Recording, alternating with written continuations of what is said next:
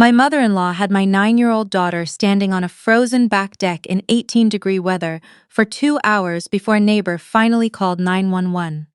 By the time the paramedics reached her, Maisie's lips were blue and the cardiac monitor at Mercy General was making sounds I never want to hear again as long as I live. I got the call at 9:47 p.m. I was 40 minutes away, not overseas, not unreachable, just 40 minutes north on Route 93, wrapping up the last day of a field audit I had been running out of our Manchester office for 3 weeks. My in-laws thought I had gone back to Boston. They thought no one was coming. They thought the storm they had kicked my daughter out into would buy them enough time to get their story straight. They were wrong about all of it. My name is Callie. I am 31 years old, and for the past 5 years I have worked as a senior forensic accountant for the IRS Criminal Investigation Division. I find hidden money. I trace shell companies and offshore transfers and falsified tax filings through layers of financial complexity that most people could not begin to untangle. I am very good at what I do. My mother-in-law, Harriet, knew I worked for the IRS. She just assumed I was the kind of accountant who reviewed W-2s and sent strongly worded letters about missed deadlines. She had no idea what I actually did for a living. That gap between what she assumed and what I was turned out to be the most important miscalculation of her life. Maisie has a congenital heart defect. She was born with a small structural abnormality in her aortic valve. Something the cardiologists caught at 6 weeks old, something she has managed beautifully for 9 years with daily medication and annual monitoring. Cold stress can trigger dangerous arrhythmias. Her cardiologist had explained this at her very first appointment. It was in her medical records, in the emergency contact packet I had prepared before the Thanksgiving weekend, in the physical binder I had placed on Harriet's kitchen counter myself, with every medication labeled and every instruction written out by hand. Harriet knew exactly what she was dealing with. She chose not to care. My husband Owen and I have had what you might generously call a complicated marriage for the past 2 years. He is a kind man when his family is not in the room, and an entirely different man when they are. That Thanksgiving weekend, Owen was at a conference in Denver. He had asked his mother whether she would watch Maisie while I finished the audit. She had agreed with the particular warmth she reserved for situations where she could remind everyone that she was essential. I drove Maisie up to their lake house in Holderness, New Hampshire on a Wednesday, set up her nebulizer and her medications in the guest room, and handed Harriet the binder. Harriet smiled the smile she gave everyone she considered beneath her and told me she had raised 2 children just fine. Thank you. I kissed Maisie goodbye. I told her I would see her by Sunday. I got the call Friday night. When I walked through the automatic doors of Mercy General's emergency department at 10:28 p.m., the attending physician met me in the hallway before I could even reach the triage desk.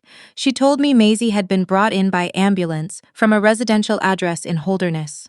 She told me Maisie's core temperature on arrival was 95.1 degrees Fahrenheit. She told me the cold exposure had triggered a significant arrhythmia and that they had her stabilized on the cardiac unit, but they were watching her closely. Stabilized, I pressed both palms flat against the wall and just stood there for a moment, breathing. Then I walked toward my daughter's room. I stood outside the glass and looked at her, at this small, fierce person who had never once in 9 years been anything but brave, and she looked so still under the warming blankets that I had to watch the monitor to keep myself from going somewhere very dark. I heard Harriet before I saw her.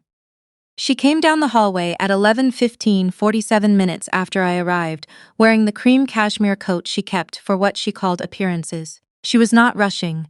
She walked with the same measured authority she carried into every room she had ever entered, believing she owned the air in it. My brother-in-law Donovan was a half step behind her, hands in his pockets, expression professionally blank. His wife Petra walked beside him in perfect silence. Harriet saw me through the glass and stopped. Something moved across her face, not guilt, not fear, something closer to calculation. She recalibrated. Then she came toward me with her arms slightly open, the way she moved when she was about to frame whatever came next as an act of generosity. I stepped back before she could touch me. I asked her why my daughter was in a cardiac unit. Harriet sighed. She said Maisie had been stealing. She said Petra had found her going through Donovan's private study, a room that was clearly off-limits to children, and that Maisie had taken a pearl bracelet from Petra's jewelry box in the adjacent bedroom. She said Donovan's son Colt had tried to stop her, and Maisie had scratched his arm. She said she had put Maisie outside on the back deck to think about what she had done, and that it had been barely 30 minutes before the temperatures became a concern, and that the whole situation was deeply unfortunate but ultimately a consequence of behavior I had apparently failed to address at home. Every word landed with the rehearsed precision of someone who had spent the drive deciding exactly what to say. I thought about Maisie, my daughter who wept for 20 minutes when she found a bird with a broken wing in our backyard last spring. My daughter who still slept with the stuffed rabbit she had carried since she was 2 years old. My daughter who had never once raised her hand to another person. I told Harriet that the deck door had been locked from the outside. The paramedic report noted it. The neighbor who found her, an older woman named Mrs. Garland who had gone to her back window to check on the weather and seen a child crouched against the railing in the dark, had tried the deck door herself before calling 911. It would not open from either direction. Harriet said that must have been a mistake. She said these things happened. Donovan stepped forward then. He was lean and well-dressed, a man who had married into Harriet's world of appearances so thoroughly that I sometimes forgot he had grown up 3 states away with nothing. He told me in a very quiet voice that the situation was upsetting for everyone, and that the family wanted to handle it with some dignity. He reached into his coat and pulled out an envelope and held it out toward me. Inside was a personal check for $35,000. He said it would cover the hospital bills and whatever else Maisie needed for her recovery. He said he hoped I could understand that pursuing this publicly would cause a kind of damage no one would recover from easily, including me. He said Owen did not need to know the details. He said Harriet had relationships with every senior attorney in the county. He said I worked for a federal agency and surely valued my professional reputation. He said all of this very calmly, like a man who had navigated conversations exactly like this one before. I looked at the check, I looked at the routing number at the bottom, I looked at the account name printed in the upper left corner. Donovan had given me a business check from an LLC called Ridgecrest Property Solutions. I recognized that name, not from anything personal. Because 3 weeks earlier, Ridgecrest Property Solutions had appeared in the business records I was auditing in Manchester. A contractor that had been paid $1.2 million over 18 months for commercial renovation work at several properties across the Merrimack Valley. Work that, according to every project manager I had interviewed, had never been performed. I folded the check very carefully and slid it into my jacket pocket. I told Donovan I would take care of the hospital bill myself. I told them all to have a good night. The look on his face when I walked away without tears, without screaming, without any of the responses he had prepared for. I filed that look away somewhere I could retrieve it later. I went back to Maisie's room. I sat beside her and held her hand until the midnight shift began. Then I stepped into the hallway and called my colleague Sawyer. He was 3 time zones away working a separate case, and he answered on the second ring. I told him to pull everything he could find on Ridgecrest Property Solutions. Its registered agent, its beneficial owners, every LLC cross-reference he could trace. I gave him the routing number. I told him I thought it connected to the audit I had been running, and I needed to know how deep the structure went. He asked if I was okay. I told him my daughter was in the hospital and I needed information. He said he would call me back by morning. I spent that night in a recliner next to Maisie's bed. She woke twice. The first time she asked for water. The second time, around 3 in the morning, she looked at me with the particular solemnity of a child who has been terrified and does not know how to say it directly, and she told me she was sorry for causing so much trouble. I asked her what she was sorry for. She said she had not meant to go into the office. She said she had woken up because the wind scared her, and she went looking for someone, and the study door was standing open, and when she walked in she saw Uncle Donovan and Aunt Petra at the desk writing on a lot of papers. She said they looked scared when they saw her. She said Colt grabbed her by the arm and called her a thief, and when she tried to pull away, she scratched him by accident. She said Grandmother Harriet came in and said she was disgusting and pointed at the back door. She said Grandmother Harriet watched her walk outside and then turned the lock herself. I kept my face completely still. I smoothed her hair back from her forehead. I told her she had done absolutely nothing wrong. I told her she was the bravest person I had ever known. I told her she was safe and she was going to stay safe. I waited until she was asleep. Then I pressed my face into my hands for 30 seconds. Then I sat up straight and started making a list. Sawyer called at 6:15 the next morning. His voice had a quality I recognized, the particular tightness he gets when something is larger than he initially expected. He told me Ridgecrest Property Solutions was one of 7 LLCs registered to the same agent, a law firm in Manchester that had appeared in a separate financial intelligence report 18 months ago for structuring patterns. He said the beneficial owner buried 3 layers down in the registration chain was a holding company tied to a single name, Pemberton Interiors, my mother-in-law's interior design firm. Donovan had spent 3 years using Harriet's legitimate, well-regarded 30-year-old business as the vehicle for a contractor fraud scheme running through a web of shell companies across 3 counties. The renovation contracts were fictitious. The money cycled through Pemberton Interior's business accounts, through the LLCs and back out again. Harriet's reputation, her decades of client relationships with developers and commercial property managers, was the credibility that made the whole thing work.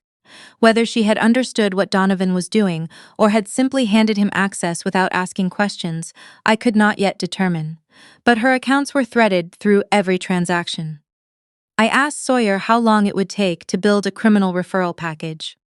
He said if I sent him what I had from the Manchester audit, combined with what he was already pulling, he could have documentation ready for the Department of Justice by end of week. I told him to build it.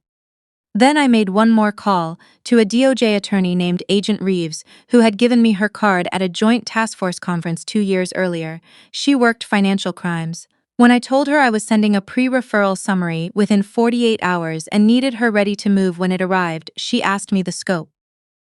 I said multi-county contractor fraud, approximately $4 million, 3 years of falsified filings, direct connection to a child endangerment incident. She said she would be ready. Maisie was moved out of the cardiac unit Sunday morning. Her color was back. She ate half a grilled cheese sandwich and fell asleep holding my hand. Owen flew in from Denver that afternoon and came into the room looking pale and undone. He sat across from me and stared at the floor and told me he knew his mother. He said, and his voice cracked when he said it, that he knew she had done something he did not know how to come back from understanding. I told him that was something he would have to work through on his own timeline, but that my timeline for what came next was not going to pause. He nodded. He did not ask me to stop. I want to give him credit for that. Harriet's annual charity auction was scheduled for the following Saturday evening. 140 guests at the Concord Country Club, the kind of event she had built her public identity around for 15 years. The centerpiece was the presentation of the Pemberton Community Award, named after her own firm, awarded each year to a local business leader she personally selected. This year's honoree was Donovan. I drove to the country club that Saturday wearing the plain dark blazer I kept for federal hearings. My credentials were in my inside pocket. Sawyer was on standby. Agent Reeves had confirmed that afternoon that the DOJ had authorized a preliminary inquiry and that her team was positioned 3 blocks away. I walked in during the tail end of the cocktail hour, just as guests were moving toward the dining room. Harriet saw me from across the lobby and went very still the way people do when something they dismissed returns larger than they accounted for. Donovan spotted me a beat later. His expression did not change, but his right hand moved, a small, controlled motion toward his phone. I walked straight toward the raised platform at the front of the dining room. I heard Harriet's voice behind me, sharp and low. I did not stop. I stepped onto the platform and picked up the wireless microphone. The room took about 4 seconds to go completely quiet. I said good evening. I said I was sorry to interrupt, and I was not entirely sorry. I said I had a brief matter to bring to the attention of people who deserve to have it before they continued their relationships with Pemberton family business interests. Harriet said my name from somewhere behind me like a word she was using as a command. I kept going. I said that over the preceding 3 years, Donovan had used a network of shell LLCs connected to Pemberton Interiors to process approximately $4 million in fraudulent contractor invoices across commercial properties in Merrimack, Hillsborough, and Rockingham counties. I said several of the defrauded property owners were in this room tonight. I said I was a senior forensic accountant with IRS criminal investigation and that a criminal referral had been submitted to the Department of Justice. I looked directly at Donovan. I said that 5 days ago, He had handed me a personal check drawn from one of those shell accounts and instructed me to stay quiet about the fact that his mother had locked my 9-year-old daughter, a child with a documented cardiac condition, outside on a deck in 18-degree weather until a neighbor called 911. The silence in the room was total. Donovan crossed toward the platform. He told the guests I was a disgruntled family member with a personal grievance, and that every word I had said was a fabrication. He reached for the microphone. I stepped back and held up my federal credentials.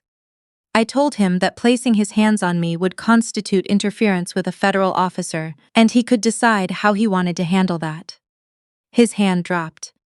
At the back of the dining room, the main doors opened. Agent Reeves walked in with 2 colleagues, moving at the unhurried pace of people who already have everything they need. She introduced herself to the room. She said she had federal warrants. She said she needed Donovan and Petra to come with her. Donovan looked at Harriet. Whatever he was looking for in her face, he did not find it. Harriet had taken 2 steps backward. Her expression had the quality of a facade with nothing left behind it. The same surface, all the structure gone. She was looking at the room. Looking at the faces of people who had attended her events for 15 years, whose regard had been, for 3 decades, the thing she valued most in her life. Petra began to cry, the genuine kind I thought. Fear not performance. Colt sat at a side table and stared at his hands and did not move. As the federal agents walked Donovan and Petra out through the dining room, I set the microphone back on the stand. I stepped down from the platform. Harriet was standing near the wall. I stopped in front of her. She said I had ruined everything. She said it with the flatness of someone announcing a weather condition. I told her she had made her choice the moment she turned that lock on a frightened, sick child who was asking for help. I told her everything that followed was the consequence of that one decision and that she had made it herself. I also told her I had spoken to my attorney that week and filed a formal child endangerment complaint with the Grafton County Sheriff's Department. Between the federal investigation and the civil matter, I told her she would want to retain counsel soon. She looked at me the way she had looked at me for 6 years, like something she was patiently tolerating until something better arrived. I turned and walked out. The federal case moved faster than financial fraud cases usually do because the paper trail was remarkably clean. Clean in the way that things are clean when someone has never been caught before and stops being careful. The DOJ identified 11 commercial property owners who had been billed for work that was never performed. The total loss figure, fully audited, was $4.3 million over 38 months. Donovan was indicted on wire fraud, tax evasion, and money laundering charges. Petra, who the investigation determined had been an active signatory on 3 of the LLCs, was charged separately on 2 counts. Harriet was not charged criminally. The evidence indicated she had provided Donovan access to Pemberton Interior's infrastructure without understanding or asking about how it was being used. Whether that was willful blindness or genuine ignorance was something the investigators debated. What it meant practically was that Pemberton Interiors was over. The reputational damage was complete and immediate. Within 6 weeks of the arrest, she had lost 11 long-standing clients and her commercial lease in downtown Concord was not renewed. The firm she had spent 30 years building closed without announcement. The child endangerment complaint resulted in a formal finding of neglect. Harriet was required to complete a supervised family safety program and was prohibited from unsupervised contact with minors. Colt was 16. He was referred to a juvenile diversion program that required community service and restorative justice work. I thought carefully about this. He was a teenager who had learned the behavior he demonstrated from every adult in his immediate world. I chose to believe that at 16, there was still time to learn something different. That choice was not about him. It was about who I wanted to be when this was over. Owen and I separated in January. It was not dramatic. He sat at our kitchen table one evening and told me he thought he had spent too many years being a different man with his family than he was with us, and that he did not know how to close that distance. I told him I thought we both knew the distance had grown too wide. We agreed on a custody arrangement for Maisie that was careful and fair. Is a good father. He is a man who got lost in his family of origin, and I believe he is trying to find his way back to himself. That is his work to do, not mine. Maisie's cardiologist gave her a clean 6-month follow-up. She talked to a counselor for 4 months about the lake house, about what Colt said to her, about the cold and the dark and the sound of the lock turning. The counselor told me she was processing it well. She is resilient in the way children are when someone is consistently honest with them and consistently present. She started 4th grade in September. She made a best friend who also has a medical condition, a girl in her class with type 1 diabetes, and they sit together at lunch and trade information about their devices with the easy authority of small experts who have already figured out that being different from other kids does not make you less than them. It makes you someone who learned earlier than most that your body requires your attention and your respect. Last week, Maisie found a stray cat on our street and carried it home inside her jacket, holding the door open with her hip, her face flushed from the October cold. She stood in the kitchen doorway holding this enormous orange cat against her chest, and her eyes were full of the specific hope of a 9-year-old who has already decided the answer is yes, and is simply waiting for the adult in the room to catch up. I said yes. I said yes to all of it. The cat, the mess, the beautiful ordinary difficulty of a life that is genuinely and entirely ours. We have a fleece blanket on the couch now and a litter box in the hallway and a small person who trusts the world again, and that is what the real ending of this story looks like. Not a courtroom, not a locked door, just a kitchen, a cat, and my daughter choosing to believe that things can be okay. She was right, they are. If you have ever had to be the wall between your child and the harm the world dressed up as family, if you have ever been told to stay quiet to protect someone else's comfort, please know that you are not alone and you are not wrong. Your job is to keep going. The truth has a way of following when you do. Thank you for being here. Subscribe if you want to hear more stories about finding solid ground after everything shifts. And if this reached someone today who needed it, please pass it forward.